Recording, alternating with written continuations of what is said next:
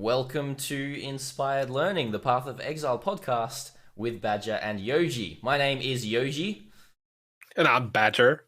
Yes, we have officially changed titles today, Yep. and this is across all platforms. So I will Yes. now be going by It's Yoji on every single platform, and I guess Badger, you're the same over there.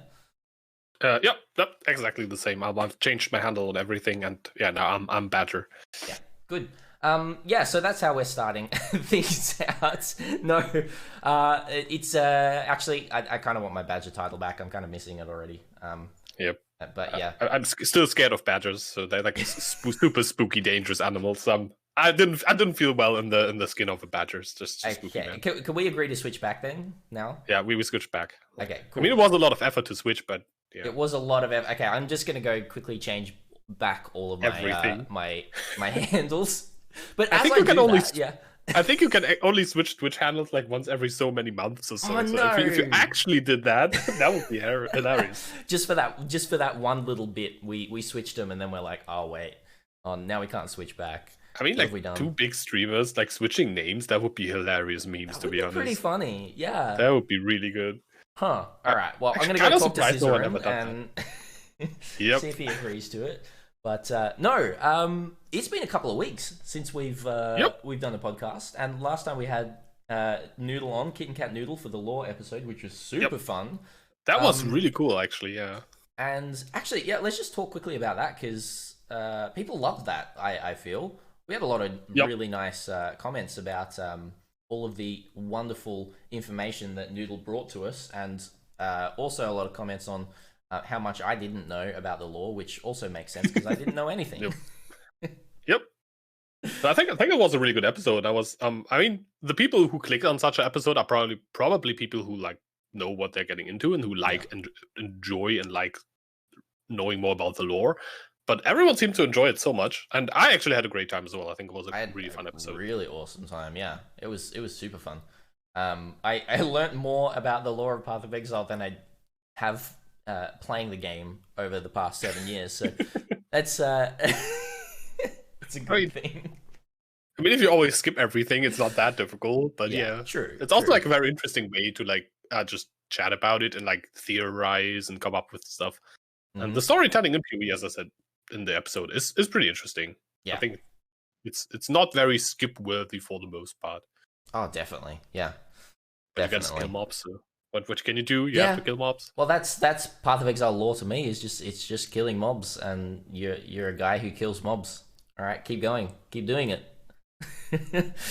Kill mobs, get loot. Yeah, that's what we're here for. Yeah. What have we been here for? Like, what have we been up to? What have you been up to? You were moving, and now you are moved in, and you have been streaming, as you told me. Just finished moving, which is super awesome. So people watching live might see a little bit of a different camera angle or back wall or anything like that. I've still got this famous painting right here. Yeah, it's still like this, roughly the same, right? Kind of the same. Well. Yeah, same kind of. Which is not, I'm not using the same lights, but it has the same kind of lighting in this room, which is kind of interesting.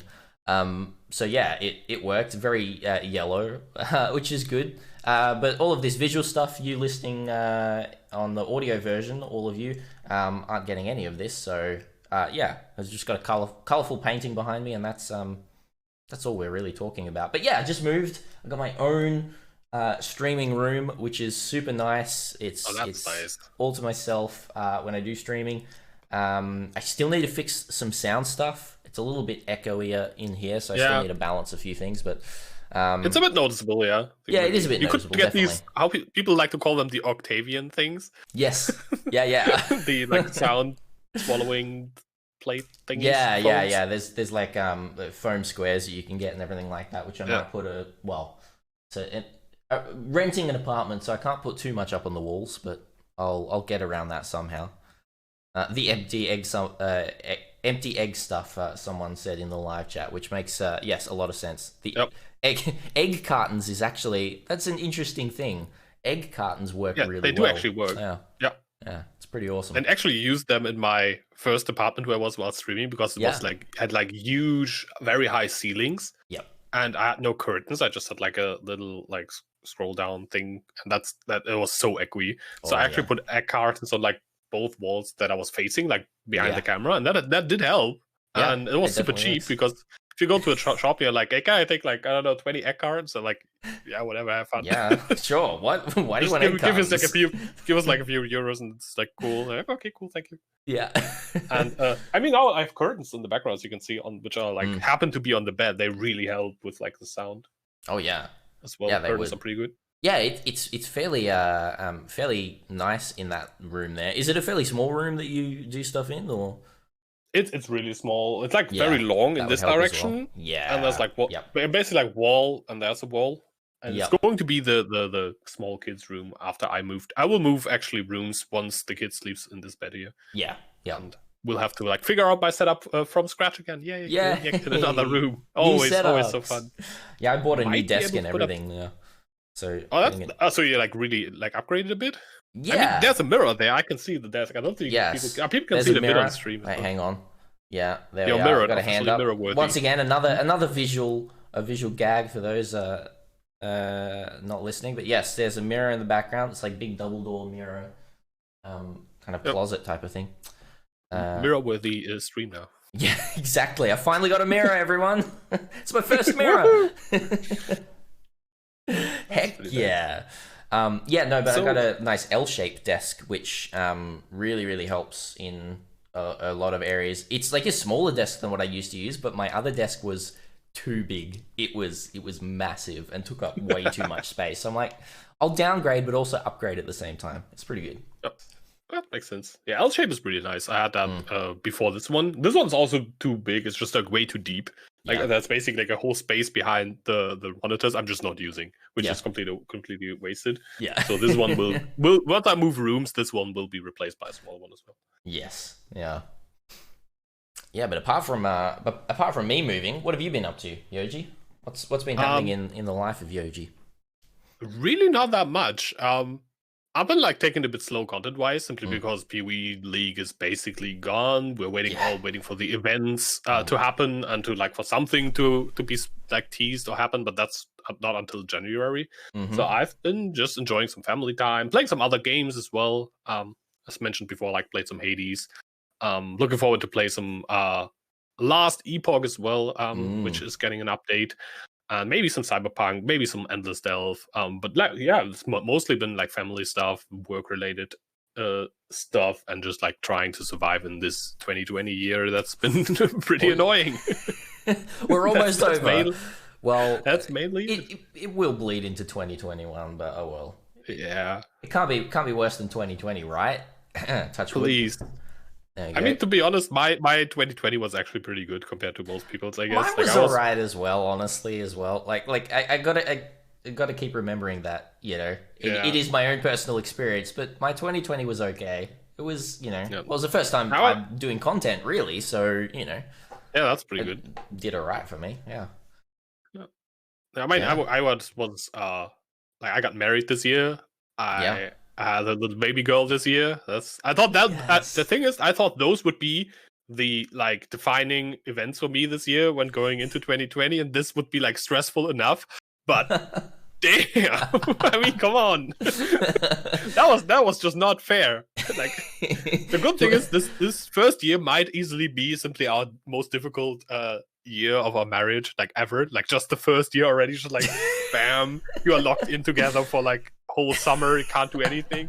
I think that's a pretty rough start. So I think we have set up for like a successful marriage now. Definitely. Yeah, that's actually super true. It's been an interesting time. Those who have made it through, especially in like relationships and that sort of thing, living with each other, those who have made it through probably doing pretty well now. Yeah, I think so. I think it's just it kind of like if you survive this part, you like your relationship will survive the next years, hopefully as well. Yeah. But other than that, I think, and we're really lucky because with like the whole schools closing and everything that happened, because my wife was on maternal leave and now it's like on parental leave for like the whole year. So we are basically not worried about like kids having to stay home from school, taking days off, all that type of stuff is covered. So we are super lucky with that one. So it was actually not that bad. Yeah. That's good. But yeah. that you're able to teach them stuff when they couldn't be taught in other places. They got like homework for like the whole day basically, or like for like normal schoolwork that you would teach them. Yeah. But I mean, I'm not a teacher. I don't know how to teach stuff. Do your work and learn the numbers and the words. There's a reason like why teachers have to like study and all that type of stuff to teach children. It's like because it's actually a difficult job. It's not just like anyone can do this. Yeah. But enough about real life. Real life. This is a Path of Exile podcast. This is a gaming podcast for gamers like Yoji and Badger. And we were such gamers, man. Such gamers. But there are the PoE events coming up, which we will talk about in a moment. But right before we talk about that, because PoE, there's this little bit of a lull at the moment. Well, I want to talk about Grim Dawn, because I've been playing some Grim Dawn recently, like this week on stream. And it was your first time playing, right? First time, yeah. Which cool. was really, really cool. So absolutely first time that I played it. I started like only 2 days ago, I think. First impressions were really good. It is a little bit slower, quite a lot slower than Path of Exile. Especially the base game, there's no like movement skills really, unless they're targeted movement skills against the enemies. So there's just a lot more kind of walking around, but it felt really strong in terms of its core character customization, which was really cool. I'm not sure how many people listening or watching have played Grim Dawn. If you haven't and you're looking for something to play that's outside of Path of Exile, then like definitely try Grim Dawn. They've got like this what kind of relates to Path of Exile skill tree of this massive sprawling mess of nodes. They've got a thing called the devotion tree. At the star thingy where you like the star signs. I've seen that before on Pox's stream, I think. It's really cool. So it's all these different star signs that give you certain bonuses, and so and you've got 5 different branches, I guess, 5 different branches of different star signs, and some star signs have a mixture of 2 or 3 different branches that you need previous branches or certain requirements from previous branches to obtain, so you can kind of jump around the whole star map. They don't have to connect, but you have to have, enough of this green star sign and this purple star sign to get, a green and purple star sign on a little bit extra of the edge and that sort of thing. So there was a lot of times where I was just opening up the devotion tree and I was like, oh, I'm just going to sit here and look at it for like half an hour and try and figure out where I want to go next. And that was awesome. That gave me that kind of PoE customization feel that I haven't really felt in many other games before. So I think they've really nailed it on the head in terms of that aspect. The one downside for me is it's entirely client side. So what that does mean is it's totally offline, and it opens things up to like cheat engines for people and everything like that. And it's super easy for people to just like, I'm struggling. Let's kind of just like control copy, drop this item into the game, and then like I can just pick it up and use it and that sort of thing, which is not something we've ever really experienced in Path of Exile before. Nope. It has pluses and minuses. Yeah, pluses and minuses. The pluses of that is it's easily moddable, and there's been some amazing mods come out of it. Yeah, I heard about that. I think that's a really, really good thing. Yeah. Which is super, super cool. But I really honestly think if Grim Dawn had a more server-side system and had leagues like Path of Exile or something like that, it would be a really strong contender. It feels really good to play, and I just want to keep playing more of it, which is really awesome.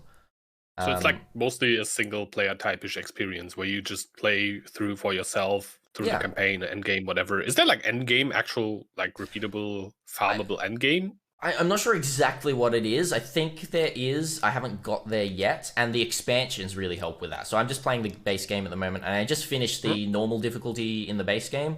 It probably took me about 8 hours, I'd say, of gameplay to finish the normal. That's not too bad for like a first time. Yeah. Which did help that I had some people in chat helping me, which I appreciated. It kind of boosted my learning curve of the game pretty quickly. And, you know, I've played a lot of ARPGs before that point. So, yeah, and then you kind of restart in, there's two other difficulties. There's something, and then there's Elite on there as well. Yeah, and then you can go into the more end game, I think, which is more based on the DLCs, which just either add more content, add more skill customization, or class customization and that sort of thing as well. Yeah, which is pretty awesome. And yeah, it was made by, I'm not sure if anyone's played Titan Quest.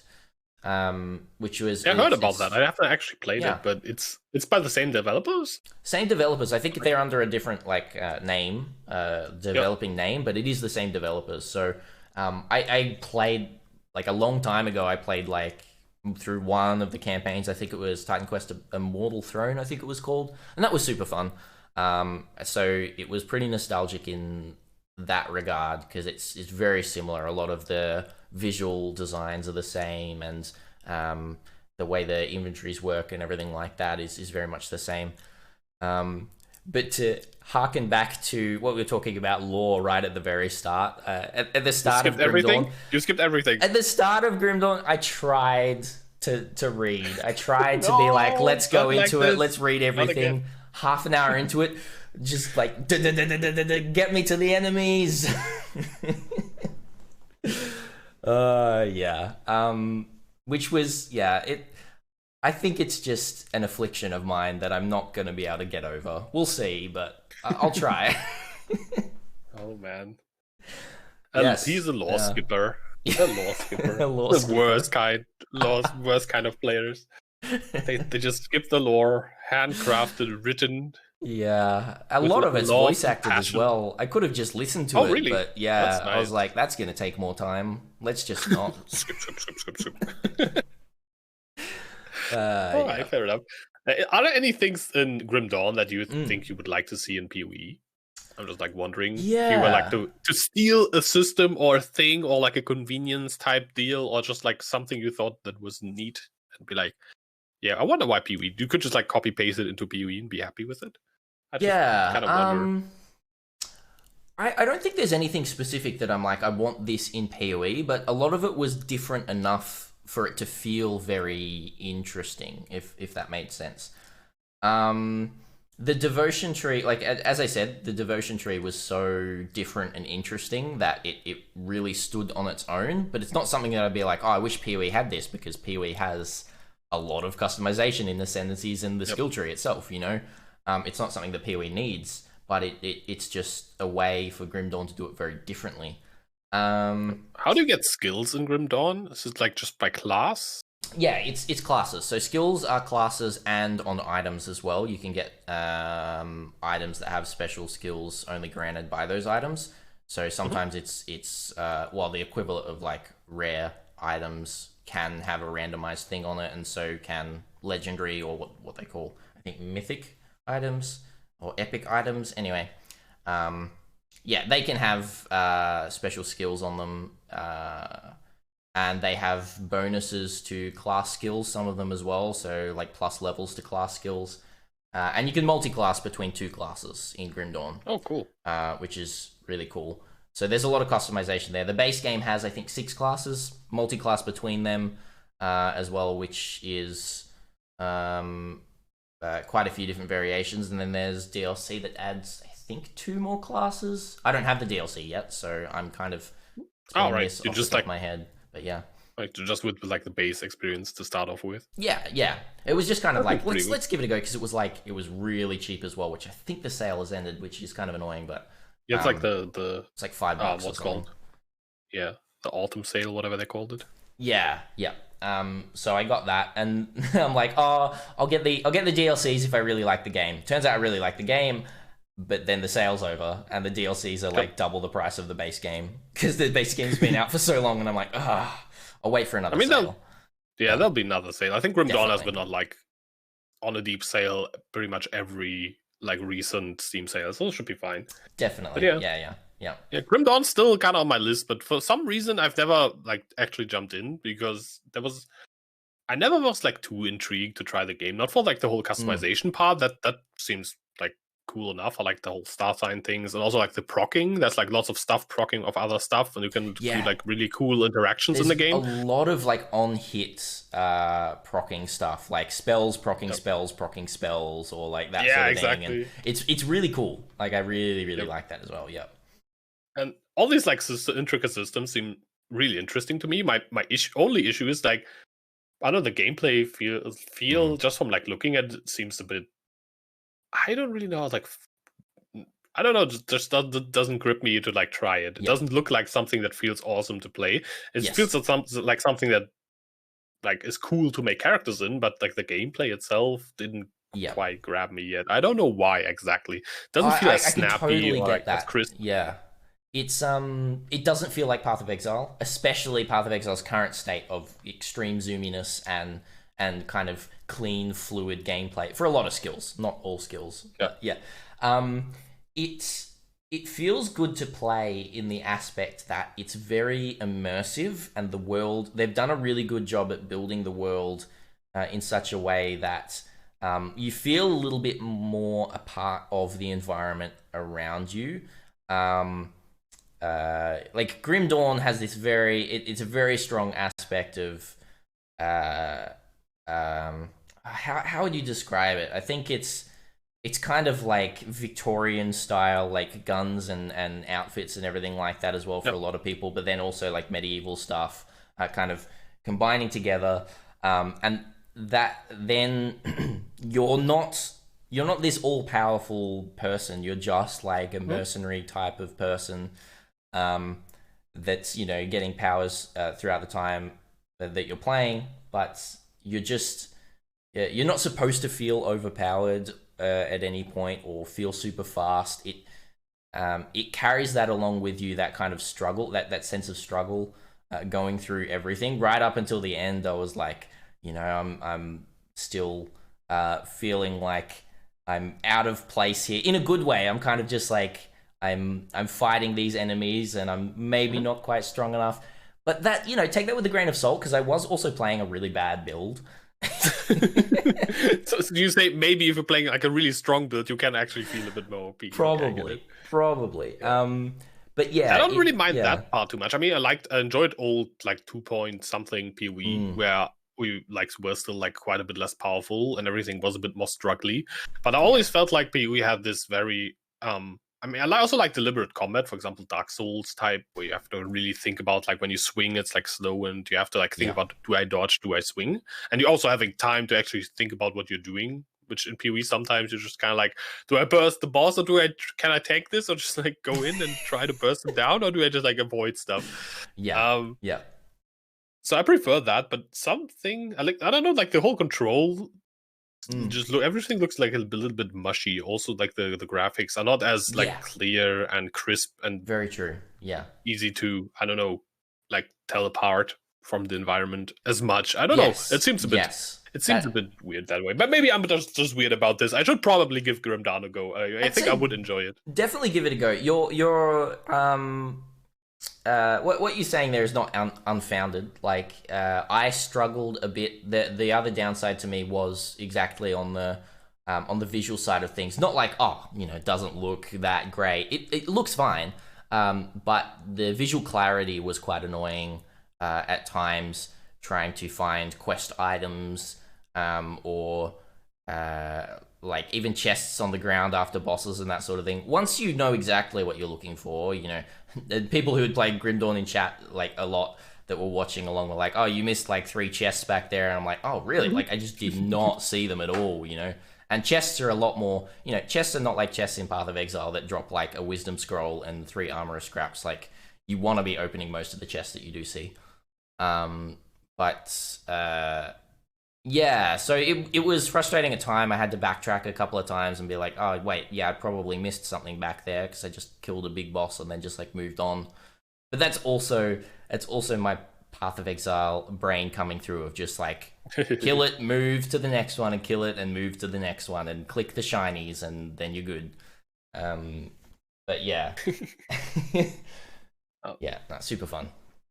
Oh, that sounds good. I'll put it a bit higher on my list now that like you praised it so highly as well. I mean, like everyone I talked to has told me to play this game and that it's good, so it's probably a good game and I should try it.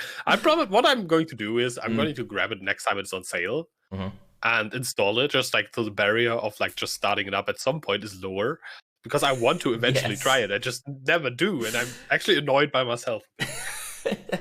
Especially if it's like 5 to 10 euros with expansions. I mean, come on. I should probably be playing this. Oh yeah, it's worth it. On a sale, it's 100% worth it to pick up and just give it a go. Yeah. But you've played sorry, you there's so much to play at the moment, so it's especially now in December, I'm probably not going to get around playing. Yeah. This was my like period of like 3 or 4 days where I'm like I can play something different, and now that's good. Yeah, but you've played Last Epoch, right?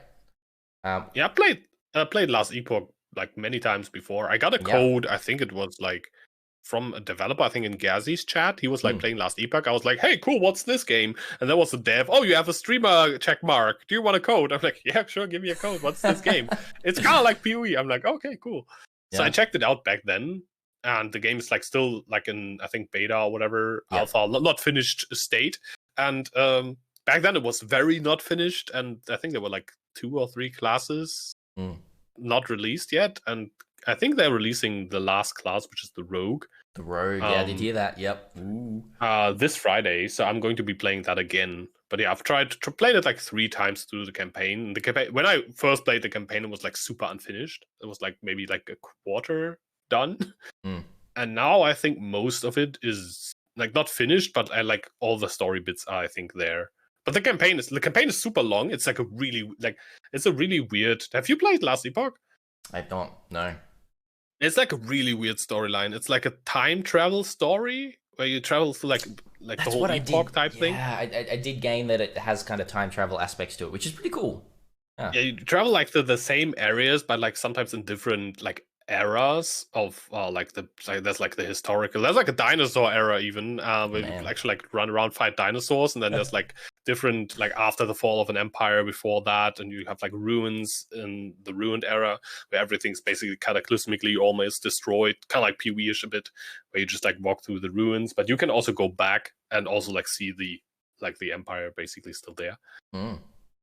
But I didn't really like the storyline. I actually followed the lore, and I thought it was super convoluted, really weird writing. Everything felt like way too epic. It's kind of like one of my biggest pet peeves is these only you can save the world type of storylines. I hate them. Yeah. It is like you're the chosen one type of deals. You like for some reason you are the person. I hate it. I'm just so over it. I don't want it anymore. I don't want to be the chosen one. I want to be not the chosen one. Yeah. Like, I want to kill the chosen one. I can kill the chosen one. I can be like random dude on the street who's like also there while some chosen one is doing something. I'm fine with that as well. Yeah. I just don't want to be the chosen one anymore.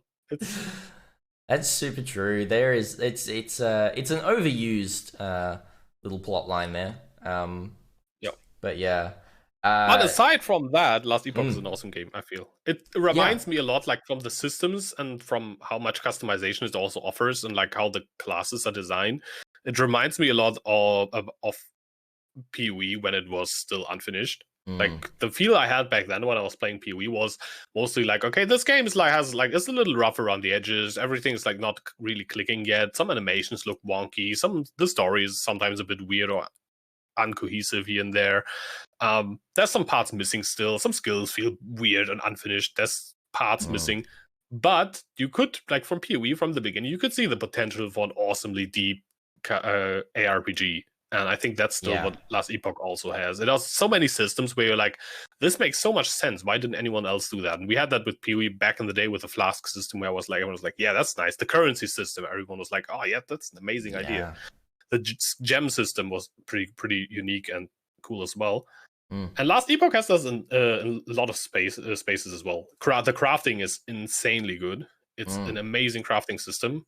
It's very accessible other than PoE, where it's like, Do you have stacks of exalts? No, then buy an item for 2C. It's better.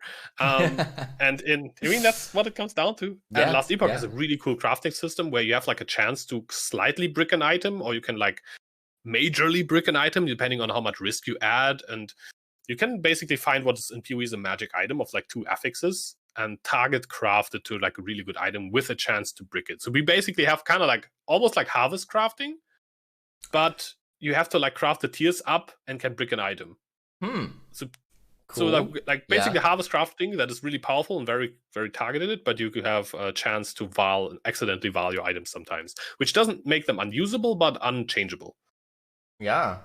So basically what you're saying is that it's like what Harvestcraft should have been when it was first introduced, right? I think that would be a decent way to be interesting to balance harvest crafting. Now that I think about it more, because that's kind of like the downside of the crafting system. Because if you just give someone, okay, you get these crafting materials and you can make any item you want, that's obviously not very interesting, not very engaging. And also you need basically like certain rarity tiers of your items and like certain affix tiers. So getting the affixes you want in Last Epoch is really easy. So if you want an item with like life, resist, damage stat, it's really easy. But getting them on a higher tier is difficult because you have to like craft the same stat multiple times to get the tier up, and then of course failure chance increases the more you craft it up. Yeah, okay, that makes sense. That's kind of cool. I think I was watching Steel Mage has been playing it recently. I think Zizarin has as well. I was watching Steel Mage play just a little bit. Like I was completely out of touch of exactly what he was doing, but I think he was crafting because there was a lot of like, do I go again? Click. Oh no. Yeah, that sounds like crafting Last Epoch. Bricks. Yes, yeah. And the other part I love about Last Epoch is the skill system. Skills are tied to class, but you every skill, or like currently not every skill, but I think in the future every skill or almost every single skill will have its own passive tree, if you will. Oh, so cool. You can specialize into I think 5 or 6 skills. And for those skills, they each have a passive tree, and it's way deeper than the gem system. So it's not just like add extra projectiles, and there's very rarely is there obvious good choices. You can even like completely change functionality of skills. There are skills that are, for example, normally a full like active damage skill, kind of like shooting fireballs, but then there's a passive that says you can't actively use this skill anymore, but it has a chance to proc on critical strike or whatever, and suddenly you're playing cast on crit. Or this skill, by the way, now doesn't do fire damage anymore. It shoots ice bolts. Like what? It's completely, or like, now the fireballs fly in circles and you're like more like tornadoes. Okay, cool. That's interesting. And there's like stuff like this for everything that can turn them into like some skills you can turn, like activate buffs instead of actually dealing damage suddenly. You can change like stuff around. And the skills are class-based, as I said, but it's like so much customizability for every single class. And there are like subclasses, and you can slightly multi-class your subclasses. So you basically have 3 ascendancies, if you will, for each class. Cool. Oh, that's cool. But you can choose like one to specialize in, but you can dabble in the others. Yeah, okay, so it's more, because Grim Dawn it was just kind of like split 50-50. You can you multi-class, but you can invest in whatever class more or less of what you want, or you can split everything. Usually it kind of ends up, I think, in Grim Dawn, you specialize in one and kind of dabble in the other, from what I've seen. But yeah, this seems like it's more in Last Epoch more. You've got a main class, and then you're very much just putting your toes in a couple of other classes, or you have like your base class. So you have a base class tree, you fill it up to a certain point, and then you unlock your 3 other classes. Then you have to choose one where you unlock basically the second half of the tree. So you can invest into the first half of every ascendancy, if you will, or if you every like subclass. But the second half, and there's also some skills tied to that as well, to those classes as well, that you can only unlock when you go to the second half. But that makes sense. It's fairly free up until that point. Yeah. It's pretty awesome. That's the one thing in Grim Dawn. Actually, the one thing, I don't know if this would take away from PoE's experience, and it might, it probably would take away because it's a bit more of a competitive game because it's all more online and everything like that. But respecking points in Grim Dawn is a lot easier, especially for a newer player like me. It's very easy to be like, no, that was a bad mistake. I just got to go back to this vendor and just like spend what is a very negligible amount of currency or scraps even and that sort of thing, just to kind of respec some points and move them somewhere else. I think that could really, really help new players in PoE who brick their tree, because it's very easy to brick your tree in Path of Exile.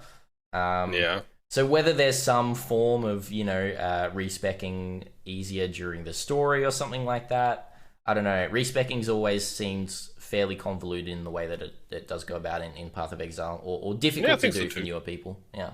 I mean, there are respec points awarded in the storyline. They could just ramp them up to like a higher amount. So basically, let's say, once you are through the storyline, let's say you get like 90 respec points instead of like 20, because 90 is basically a full respec from level 70, which should be enough. Yeah. That would. I don't know if it'd be good or bad, but it would add new kind of strategies to racing and builds that people would do, of like, hey, we can just completely do a completely different build through the story because this is the fastest build, get to maps and respec super easy, which I think could actually bring a little bit of flavor to racing. I'm not sure. Well, not for the leveling part of things. If we're talking longer racing, it would longer like form homogenize racing leveling like completely, basically. If true. If you can freely choose your spec, people would just do whatever. That is true. It's just like, this is the fastest spec, so everyone levels is that. Maybe now that I think about it more, I think it is a little bit of an art to find like a good leveling spec for a PoE build. Yes. Especially if it's something you can't play before endgame. So maybe I like the new player argument though. I think for new players it would be very, very. I mean, what you could do, you could just do it for the first character. Yeah. On an account. That's true. Or like you definitely could. Or even just one free respec on your first character on an account or something like that. Yep. Which then people would probably one free respec when you reach the ends, when you reach maps on your first character. Maybe. I don't know. Yeah. But it has an ups and downs. I mean, it really does. I mean, before people just like make new accounts for every race. True. That would not be a good side effect of that. Now that I think about it, so you couldn't be able to tell anyone on the ladder anymore because everyone would just make new accounts every time. Yeah, and we've got Banana Man in first place, which I think is Zizaran's 42nd alt account. No, that's true. Yeah. But Path of Exile, there's a lot more content for Path of Exile coming out, and we haven't really talked about Path of Exile at all on this Path of Exile podcast, 40 minutes into the podcast. I mean, this is a very chill, off-season episode. So it very much is. We get to do whatever we want, right? Exactly. It's our podcast, but... True. But there's the 3 events that are coming up very soon. Well, the first one's coming up very soon. In pretty much on Friday, right? 2.5 days from now. No, kind of 3 days from now. No, 3 days from now. Oh man. 3 days from now. It's Saturday for me, so I get really confused. It's like everyone's saying Friday, but it's Saturday morning for me. It's basically league start day and time.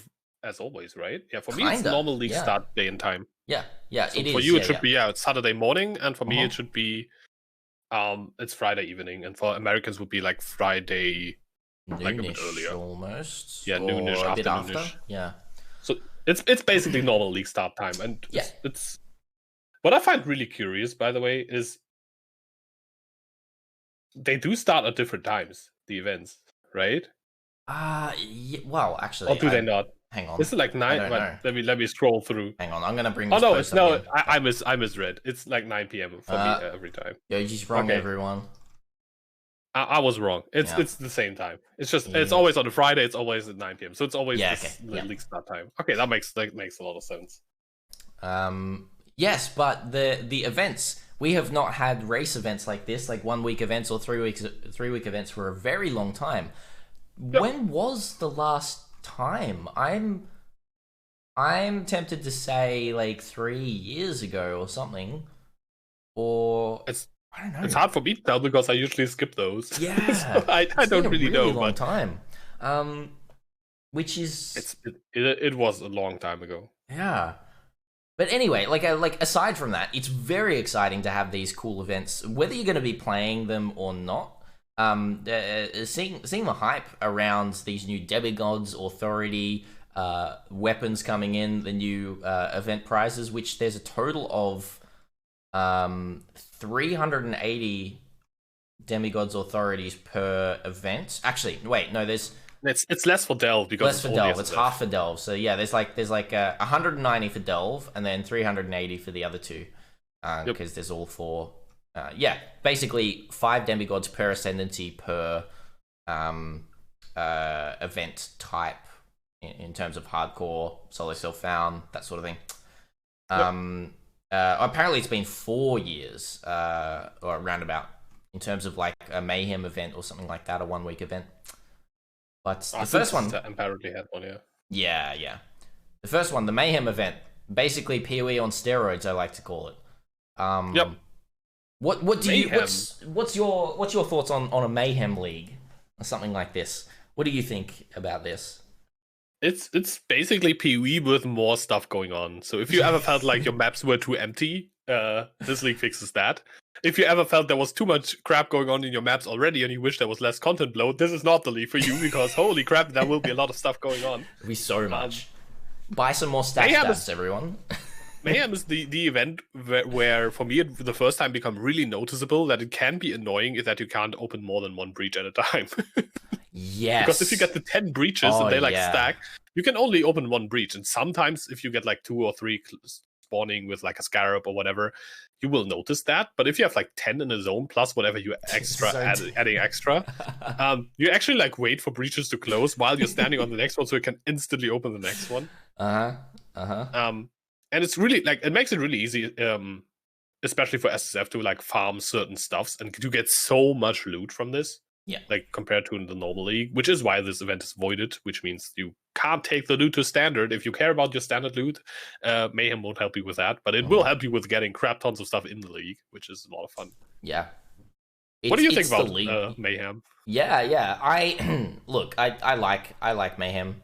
I've always liked Mayhem because it's just more of Path of Exile. More PoE per second. My PPS goes up. PoEs per second, which is really great. Second. Yeah. But yeah, I think it's. I was just going to mention, because you mentioned SSF there. It is really good for SSF. A mayhem event, especially for someone who might not have tried SSF before. It'll be kind of fun whether you're going to try SSF again. It'd be really fun to play SSF in Mayhem because it's just a lot more loot than you would usually get. Be careful though of not spoiling your SSF experience in Mayhem. Yep. If it is your first time playing that. But yeah, it's I don't know. There's nothing new in a Mayhem League, right? There's nothing new other than it just being super fast. The one thing that is interesting is it's not going to have the heist mechanic in it, this Mayhem League. Which I was talking to a few people that were like, oh, wait. Oh, there's no heist? Oh, I didn't read that. They've been like practicing like heist leveling techniques and all this kind of stuff. And I'm like, haha. All the early law weave stuff people have been doing. Yeah. There's a lot of good strats now that we know heist a bit. But there's no heist. Yeah. There's just like some of the old mechanics. What is ghosts, exiles, breaches? What else is there? There's like some, not even all the old mechanics, just some. Yeah, not all of them. So yeah, hang on. What do we got? I wanted Legion, but they're not there. 10 legions. Exiles, strong boxes, invasion bosses, breaches, tormented spirits, or harbingers. So it's 6 different things. Harbingers is pretty cool. Yeah, harbingers is really lots cool. of ancient orbs and stuff. Yeah, very cool. Yeah. I think it's going to be really interesting. I think it's going to, for those who aren't grinding for the demigods, I think it's going to burn out really quickly. I think the league's going to slow down extremely quickly, in my eyes, because the next league is Endless Delve. After that, literally like the day after, or kind of starts like a few hours after the other one finishes, right? After Mayhem finishes, we've got Endless Delve. It's back to back, yeah. It's back to back. Back to back, like 2 hours later. which is intense for those of you who want to crazy. Who want to push. Well, and then we've got the event after that we'll talk about. But for those of you who want to push for multiple demigods, if you're like a top-notch, Omega gamer, which there's probably a couple of you in chat, right, that are going to get all the demigods, right? The endless delve is the one that is really, really interesting because it's something that we've never especially had in Path of Exile before. Being able to start in delve, stay in delve, and never leave delve ever for 1 week, which could go awesomely or could not go awesomely. Yeah, I think it's a tricky one to like realize how that will go beforehand. It's really hard to tell what that entails. I mean, if you like spend a lot of time thinking about it, and there have been confirmations, you won't have access to a lot of stuff. We won't have access. Stuff. We will get access to our ascendancies, which I think is a really good one, and which is something I predicted because I would have been very surprised to not have I mean, don't think many people would play it if it would be unascended. I wouldn't play it honestly if I couldn't ascend. I don't think I would. I mean, I would maybe like give it a bit of a try, but just like it's like half your character missing basically. Because it doesn't really, it's not really that interesting. And we get the gem vendor, which I think is really nice because otherwise, especially without gem quest rewards as well, we would have been super gated for RNG to getting our support gems. I wouldn't have enjoyed that as much either. But everything else that you don't get in Delve, we don't get. Like cluster jewels, like all the boss drops, most divination cards. What is there? There's like so much. A crafting bench, by the way. There is a lot of things. The crafting bench is going to be a huge one. Even just like, fixing your resists. Like, I need like 20 more lightning resists. Let's just go to my bench. Oh, wait. Fixing boots, which just like a move speed craft. You basically have to use what you find for the most part. On the other hand, there's no multi-modding, and it's SSF, and it's voided. So you can actually exalt slam stuff without feeling bad, because there's not any other use for exalted orbs, or chaos orbs, or alchemy orbs, because you don't have to craft maps. You can scour alch and chaos. Yeah, that's the other big thing. It's just solo self-found and hardcore solo self-found. So there's no trading. You're on your own in the mines, alone with a crazy guy who loves soul fight. It's gonna feel lonely down there in the mines, but you'll get through it. You'll get through it, everyone. I'm sure you will. I was just thinking there, like, endless delve is such a thing that people have been wanting for so long. But even in a 1 week league, it might be too much delve. For most people, like 90% of people, it just might get too boring too quickly. We're used to getting to end game in Path of Exile and having, a limited use of so many different types of gameplay. You can focus and that sort of thing as well. But it really could get to a point 2-3 days in where it's just like, I'm just clicking on more nodes and going further down and everything like that as well. Which does work for some people. You can do that in the you can do that in the base game, getting like fed soul fight and that sort of thing, if that's what you want to do. But in a league like Endless Delve, it's what you have to do. I think 1 week is a pretty good time for that. Yeah. I feel like I can definitely see, like, Delve is not that, how do you say, not that, doesn't have that much variety. Yes. Kind of like what you said once was a bit of your complaint with Heist, that they all feel kind of samey. And most of the nodes also feel pretty samey in Delve. There's like, Devourers coming from the ground, crabs running at you, Roa nests, then there's like drop bears, exiles. But it's mostly that. I mean, there are some rarer nodes that are a bit different, a bit tricky, and there's some cool loot like Legion, Monoliths, Breaches. You can get very cool loot in Delve. But the content is made mostly run down tunnels after the card and kill stuff. And that's over and over and over and over and over forever. Yeah. Infinitely. Yeah, exactly. Yeah. It's going to be really interesting to see how it works. It's something that's as I said, a lot of people are wanting, and we'll see if that want is going to still be there after the event ends. Like, oh yes, we want another Endless Delve. That was so much fun. Or like, please delete Delve from the game. I'm done with Delve now.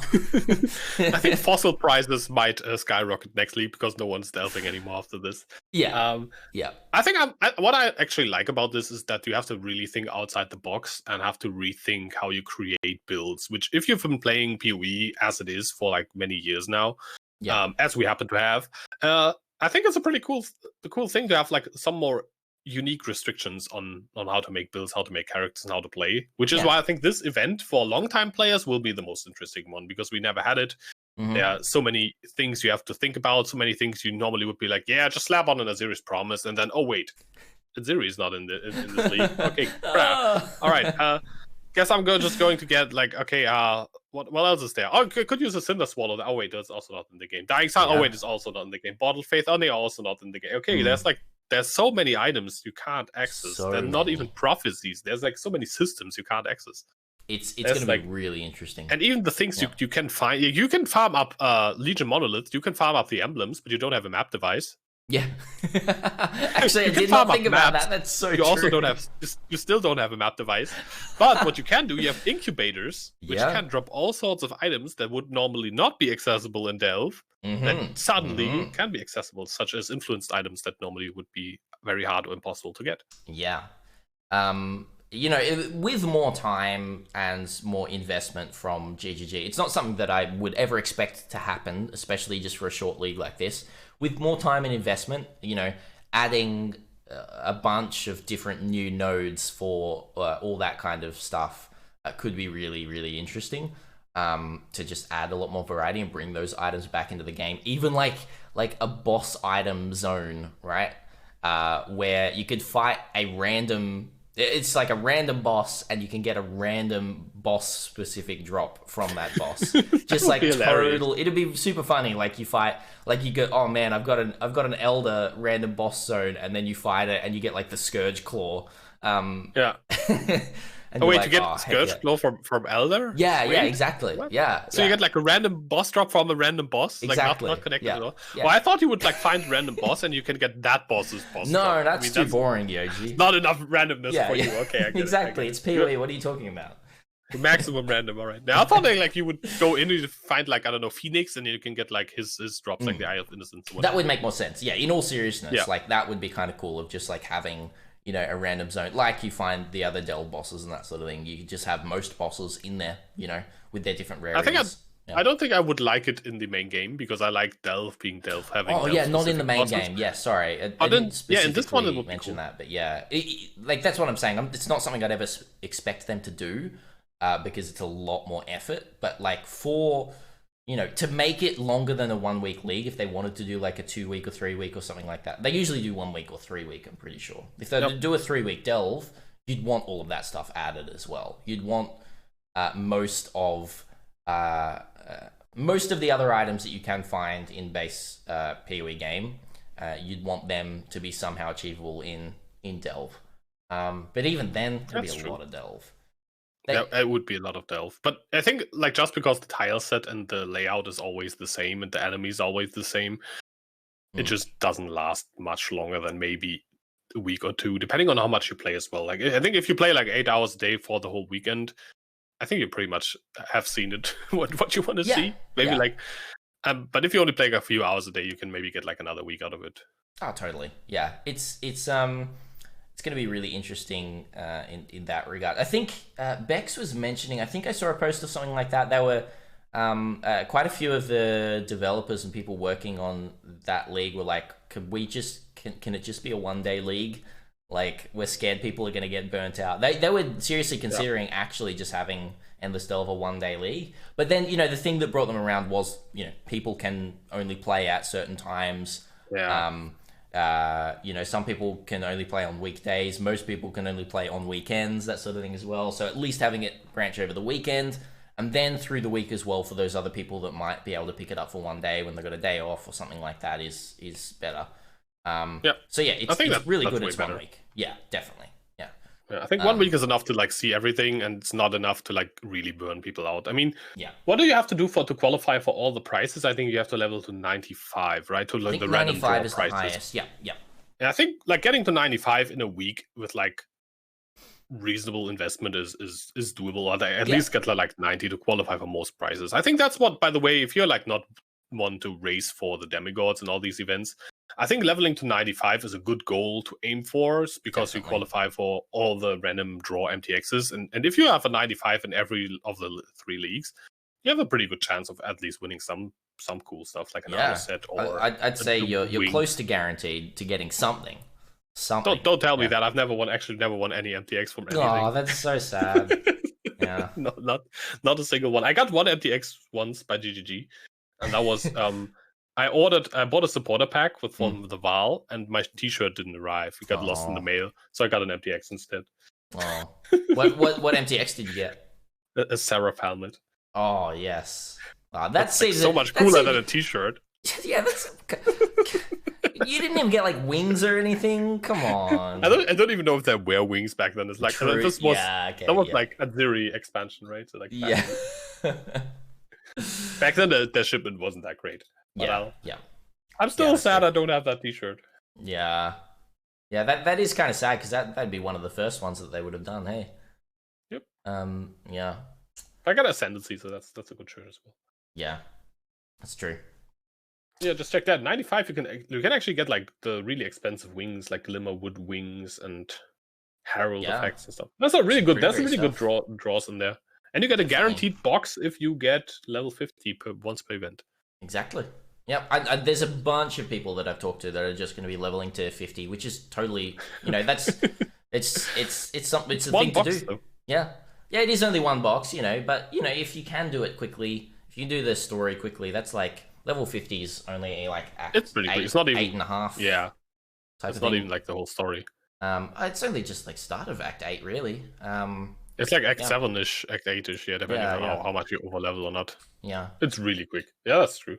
So yeah, it's not too bad. Free mystery box, it's all right. And but you get to level 70, you get some cool portals, and then some character effects, and then some armor sets.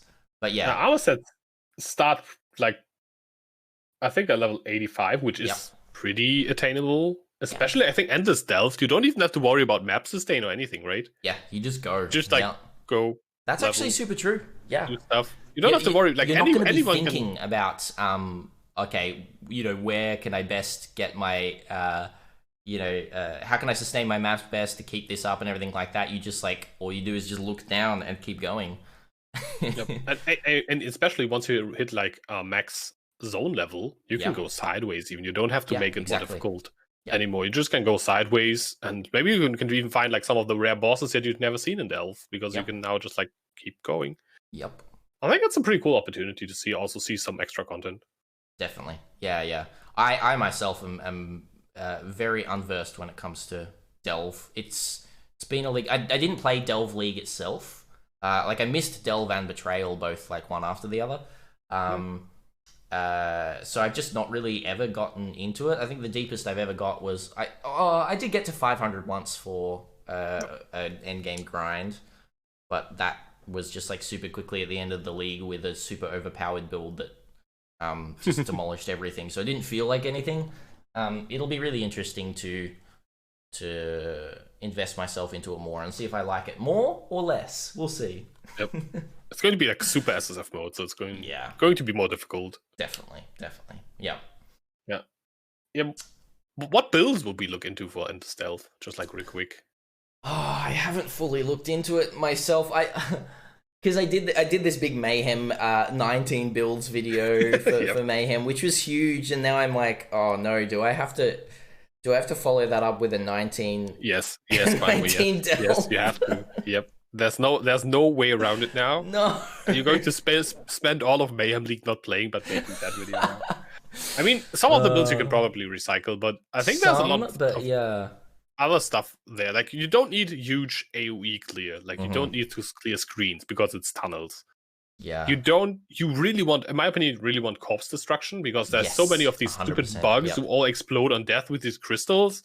You definitely want corpse destruction. You want a build that's super budget viable because you don't even have a crafting bench. Yeah. I wonder if that basically rules out almost any attack build, because you can't even craft percentage fizz. Yeah, That I was just gonna really, say like or Gladiator would be really speed. good for Corpse Explosion, but then Yeah. that's super true. Like not having bench is like, oh, We're getting the starter uniques, but they don't really carry you too far on attackers. Oof, yeah. I'm a bit hesitant for attack builds. Yeah. But the Gladiator was my first choice as well. It's like you just go Alright. lacerate glad, easy clap. Yeah, easy. But yeah, But that's not so true. easy. Well, how good are the? Well, it's something I don't really know. I don't know how good the weapon nodes are when you get further down. Can you drop some pretty nice weapons to, you know, like fizz weapons from the chest and everything like that? I'm not sure. I've always skipped over a lot of that kind of stuff.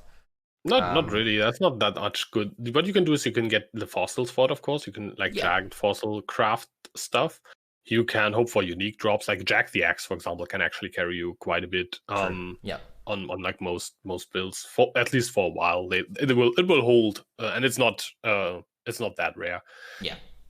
But it's still tricky. Like if you get a bit bad RNG, you can get stuck at a certain height or like depth level for quite a while if you're unlucky. While on the spell build, it's especially spells like once you get like low level item level 1, so you just go back up to a lower level node. Yeah. And then you have like any scorched fossil or whatever, and you have like +1 to gems so quickly. Oh it's really difficult to not just play spells. Yeah, it is. Or minions. It's super true. Or minions, yeah. But not specters as much, and because you need kind of like can't grab all the cool specters. I think what I call the Val Advocates in the Val Ruins. Those are pretty good. I played those ones. Yeah, you can like do them. Yeah. They're ones that have like this barrage. Kind of looks like the barrage from the Justice Goddess from Izarosh, like these balls raining down.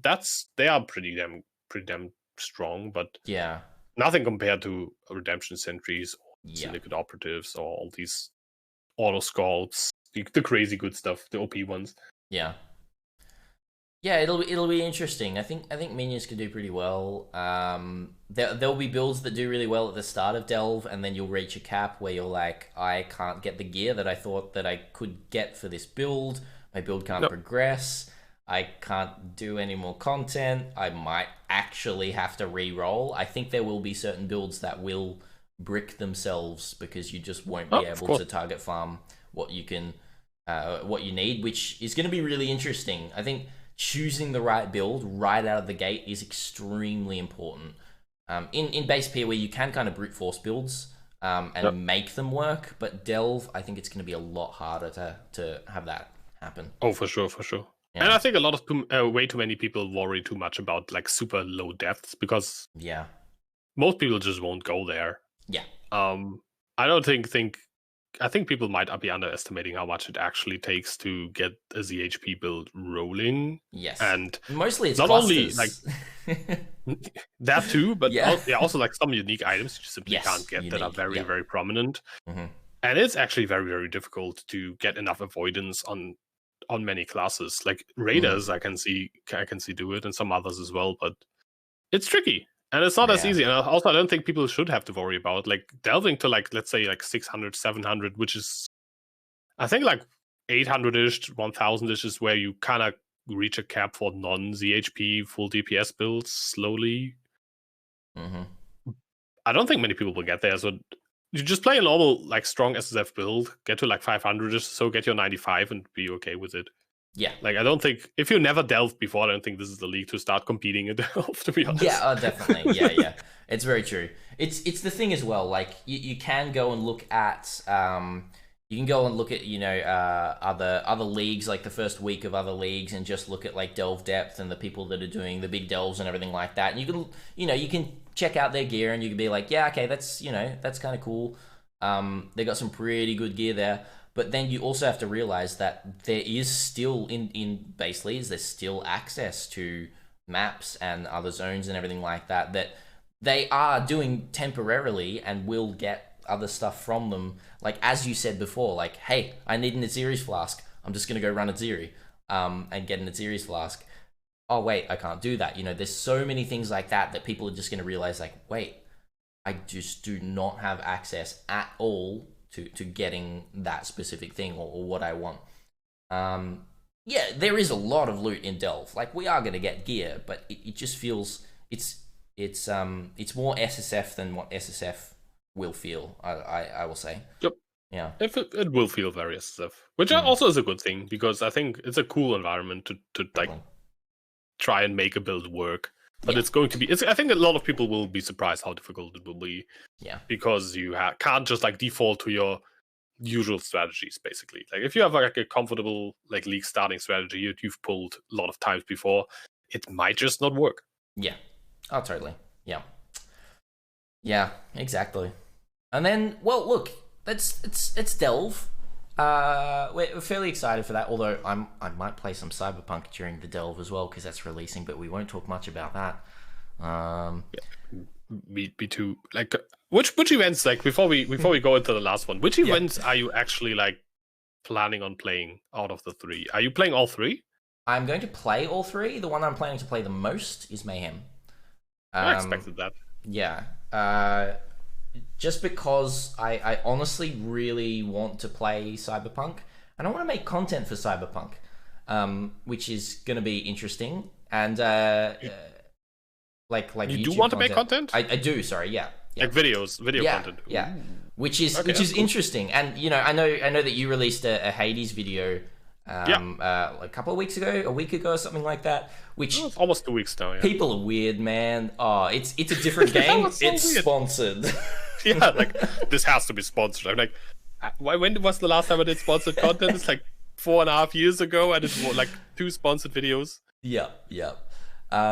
So what? Yeah, like I'm just gonna do Cyberpunk for a while as well and see how that goes, and try and branch out a little bit as well. PoE will always be my main game, but you know, playing other games every now and then, it's pretty fun. It's pretty fun. You guys should try it. If you've only played PoE for the past 7 years, you should try another game.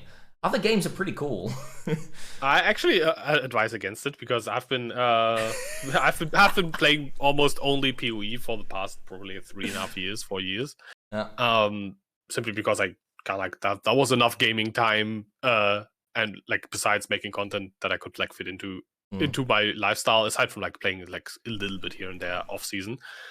Now I actually have a lot of time to play games, and it's kind of like starting to snowball into me wanting to play way too many games and not having like a losing track of PoE at the moment a little bit. Oh yeah, it can which happen. is also a bit tricky. So like, if you don't want to lose track of PoE, maybe don't play other games. Just play some real life instead. But then real life is shut down as well, so I don't know. What do you even do? That's Chris Wilson talking right there, Yoji. He's in your head. He's got you. He's in your head. Yeah. I got the maps. He owns my soul. We all know how that goes. But the last league, the league that is a longer league, which is the Heist Flashback League. And flashbacks are fairly standard in Path of Exile, or used to be fairly standard. Again, I think the last one was Harbinger that we had a flashback. Which is very interesting. The other league that was a heavily lore-based league and fell fairly flat had a flashback at the end of it. And now we've got Heist, quite heavily lore-based, flopped a bit, has a flashback. Actually, from what I've seen numbers-wise, just from like the Steam numbers, Heist was doing completely fine, actually. Oh, really? Okay, I didn't fully look into that, Maybe that's it's just my pessimistic brain talking, It kind of like looked the same as the leagues always looked around this time. Like, it was better than Blight. I will just say, I've been saying Harbinger, I meant Synthesis. Oh, yes. Lore-based. Synthesis, sorry. Right. Anyway, Harbinger. Harbinger wasn't really lore-based. That was like, things kill them. It was like super hidden lore-based. Yeah. but we got into that last episode, so it should be fine now. Yeah. But yeah, we're getting a flashback now. For those of you who don't know what a flashback is, it's basically Heist League. So there is Heist in this league. It's the only one of the 3 events with Heist, which means also it's not voided, and you can do challenges in there. So if your normal challenges from normal Heist League will keep counting there. So if you're one of the people who are like, I kind of want to finish my 36 or 24 or 40 out of 40, you can do that there with a little bit of extra content to do. It will be a full economy reset, but it basically it's like mayhem super light on top of heist. Mayhem light. Yeah, it's a good way of putting it. Yeah, it's like heist, but there's some extra oldly content happening, but it's not like 10 each map. It's a lot less. What's it? 3, 2, 5? 2, 3. I think it's 3. Yeah, 3. 3 of the following mods present. So it's like a little bit less than a third of mayhem. Yeah, it is. But the really interesting thing is in flashbacks, zones are target farmable, which does mean like if you've read the news post or anything like that, you would have seen. But it's basically all of the zones. So every zone that you go in to has a chance of spawning 3 of, I think there's like 16 or 15 or something like that, different league mechanics in a random. So you could have, 1 metamorph, 2 strong boxes, and an abyss. All right. Every time that you reset that zone within the hour, it will have those 3 mods on it again. And that's the same with maps. You go into like a crater map or something like that, and you're like, wow, this has got a delirium, legion, and breach in it. Oh man, this is insane. How many crater maps do I have? None. Oh no. You try and buy some crater maps. Oh, the price has tripled. Yeah, weird. Exactly. Things swing like hour to hour especially in terms of map prices. It's really interesting once people cotton on to things. So, if you find a zone that you're like, I'm fairly high up and no one knows about this zone, you can try and buy that out. If you're playing a trade league, that is the thing. Yep. Also, if you are selling maps and suddenly you get 50,000 whispers for like a certain specific map, out of a sudden, just because the hour just like went over, you probably want to run that map and not sell it. Yeah, exactly. Yeah, but it's a really interesting way to play as well. And for SSF, it's still very much it's good for you because you can something like foothills or a later story-based zone. You can reset those as well for early gear farming if they've got great stuff in them. It's another great way to do. Obviously, you can't really target farm as much in SSF. You can still set stuff up to do some nice target farming, but it's not going to be as easy to just buy stuff out and run good mods. But yeah. It also affects story zones, right? So if like Blood Aqueduct has a good thing, you can run that for like an hour. Exactly. Which in SSF can be really good. For example, if let's say Blood Aqueduct has Delirium mirrors and you want cluster jewels in SSF, that's a great way to do that for an hour. Yeah. Is Mayhem is not target farmable? Is it like random every? It's like the last Mayhem no, I think it's I played, not. I think it's random like every years zone. ago. It was targetable. It leads me to believe it's not targetable because the wording is very different on Flashback than it is in Mayhem. I don't think it specifically says. I need to check this again, but it's kind of. Hang on, here we go. In each area, you'll encounter one of the following scenarios: Rogue Exiles, Strongboxes, Evasion Bosses, Breaches, Tormented Spirits, or Harbingers. Okay. No, I am completely wrong. I just didn't read the last line here. The mod that an area has will change every hour. So, okay, Mayhem's target farmable. Never mind. No, because you won't be able to farm up insane amount of breach stones if you want to level up that way. Yep. So yeah, I think that's going to be one of the strategies people will be pulling in Mayhem. Totally. Maybe not so much in the Flashback because Flashback has Heist, and Heist is great XP as we know by now. Yeah. But in that's Mayhem, super true. Yeah. Grinding those breach stones, even like honestly, as you're saying, like even late story zones, grinding a few breach stones as soon as you hit maps, if you build strong enough, then running those breaches to just boost your character like 5-6 levels like instantly could be a really, really good strategy. Yep. Obviously you got to make sure that your build's ready for that, but getting those betrayal if that fleds going as well. Exactly. That could be pretty good for research. Yeah. There's some strategies there.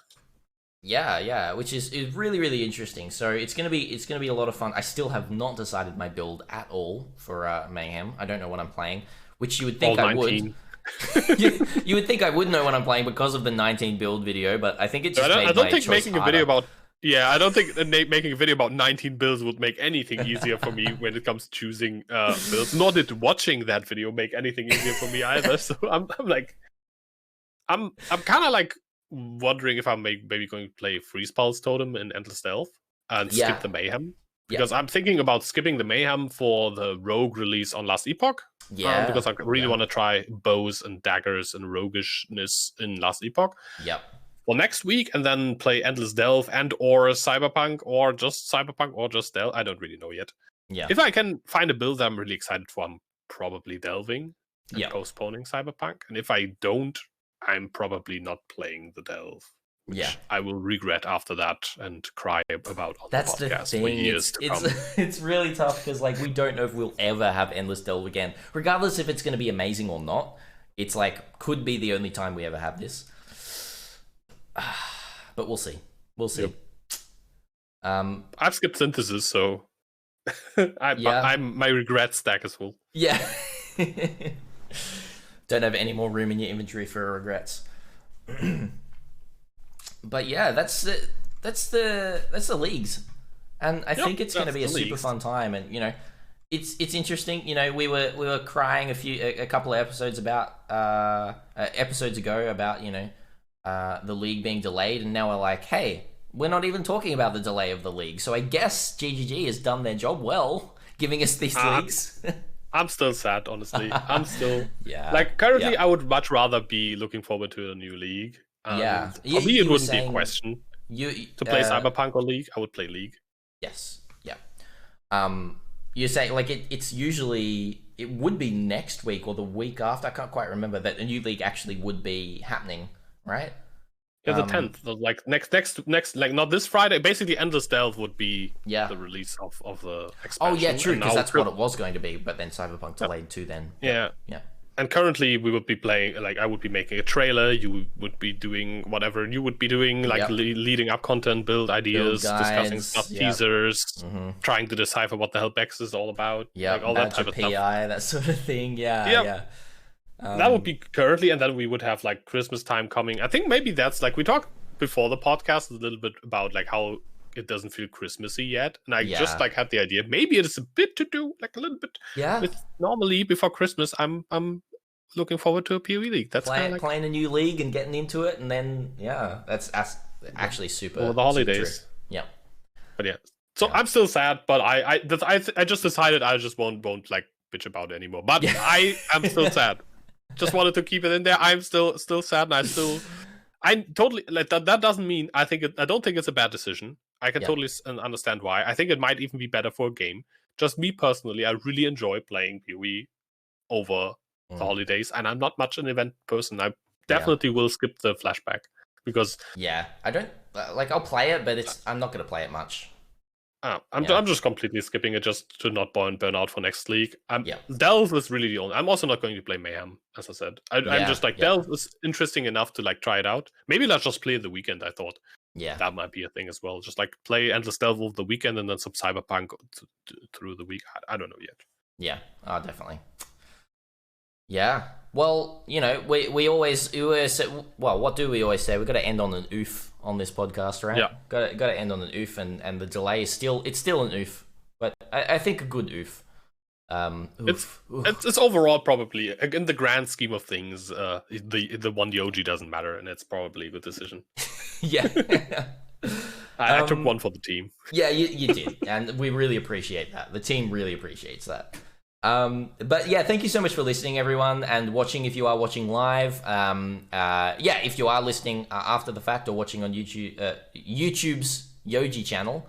I got those words around the wrong way. Yoji's YouTube channel. Remember that this is happening live as well. Every second week up until the release of the new league, and then we'll be going back to weekly.